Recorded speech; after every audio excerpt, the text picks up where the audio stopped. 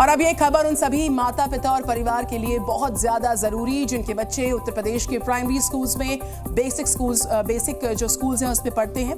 और अभी जो खबर हम लाए हैं आपके लिए वो मुजफ्फरनगर से आई है, लेकिन ऐसी ही समस्या से ज्यादातर बेसिक और प्राइमरी स्कूल के शिक्षक और बच्चे परेशान। मुजफ्फरनगर में प्राइमरी स्कूल में तमाम शिक्षकों को कांवड़ यात्रा की ड्यूटी में लगा दिया गया, उन्हें बाकायदा चलता फिरता खोया पाया विभाग बना दिया गया।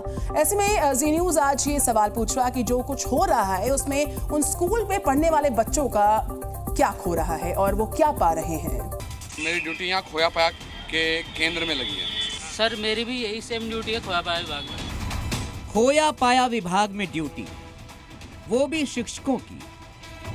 मतलब ये क्या है, शिक्षक न हो गए गुमशुदा केंद्र हो गए, अलादीन का चिराग हो गए, जो चाहे करा लो, जहां चाहे लगा दो, हद हो।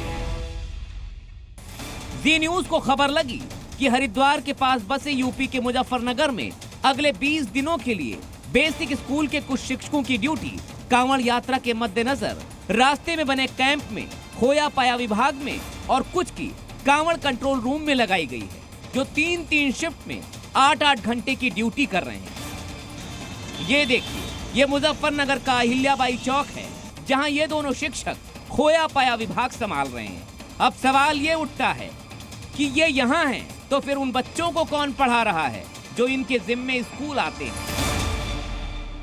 मुझे तो सर देखो काम करना है, कहीं वहाँ भेजेंगे, वहाँ से ही यहाँ भेजेंगे, यहाँ से ही।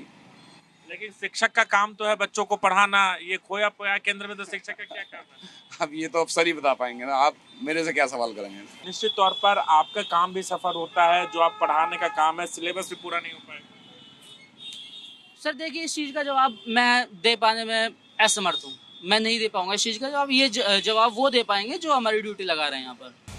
जाहिर है सरकारी नौकरी है, प्रशासन के आदेश के खिलाफ सीधे तौर पर बोलकर ये किसी भी मुसीबत में फंस सकते हैं, इनकी भी मजबूरी है। लेकिन इसी खबर की पड़ताल में हम कांवड़ यात्रा कंट्रोल रूम भी पहुंचे।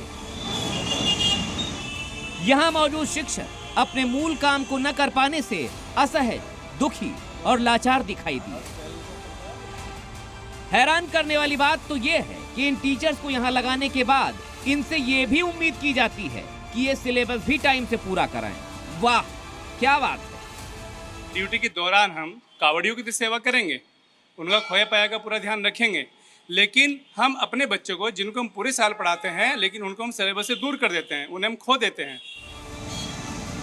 यहाँ से निकलकर हम उस खामपुर गांव के कंपोजिट स्कूल तक पहुँचे, जहाँ के 1-2 नहीं बल्कि 4-4 शिक्षकों को कांवड़ यात्रा का गुमशुदा केंद्र बना दिया गया है।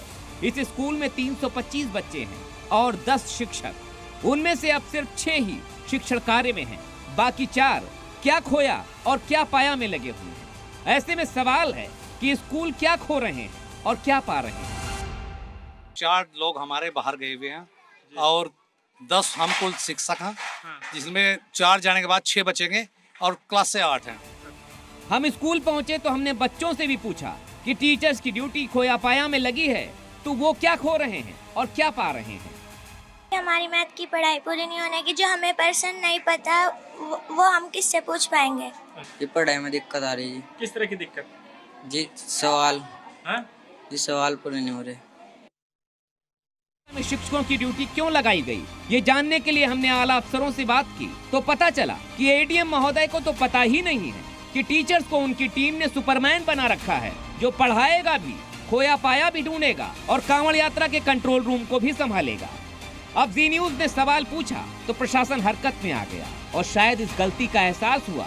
अब कहा जा रहा है कि स्कूल टीचर्स को ड्यूटी से हटा देंगे। ये ऑर्डर हम लोगों के स्तर पे नहीं जारी हुआ है, कोई भी जिलाधिकारी कार्यालय से कोई इस तरह का ऑर्डर नहीं जारी हुआ है।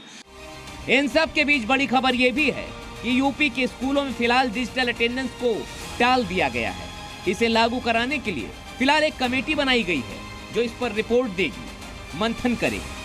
अंदाजा लगाया कि अगर किसी विद्यालय के 4 स्कूल टीचरों की ड्यूटी अगर किसी दूसरे काम में लगा दिए जाए, मसलन कांवड़ यात्रा में मुजफ्फरनगर में लगाई गई है, तो स्कूल का पढ़ाई कितना सफर करेगा। लेकिन सवाल ये उठता है, बेसिक स्कूलों के इन टीचर्स को आखिर सरकार और प्रशासन ने क्या समझ लिया है। वो स्कूल में पढ़ाएंगे भी, बच्चों के घर भी जाएंगे, जनगणना भी कराएंगे, कांवड़ यात्रा का मैनेजमेंट भी देखेंगे, स्कूल की मरम्मत भी कराएंगे, रंग रोगन भी कराएंगे और सरकार के हर वो काम जो बड़े पैमाने पर हो रहे हैं उनमें भी हिस्सा लेंगे। आखिर शिक्षकों को क्या समझ रखा है? क्या ये शिक्षक के साथ साथ उन बच्चों के भविष्य के साथ मजाक नहीं है जो उन्हीं स्कूलों में पढ़ने जाते हैं, जिन स्कूलों के टीचर्स को आपने पढ़ाने से ज्यादा दूसरे कामों में लगा रखा है? ब्यूरो रिपोर्ट, जी मीडिया। जी न्यूज़।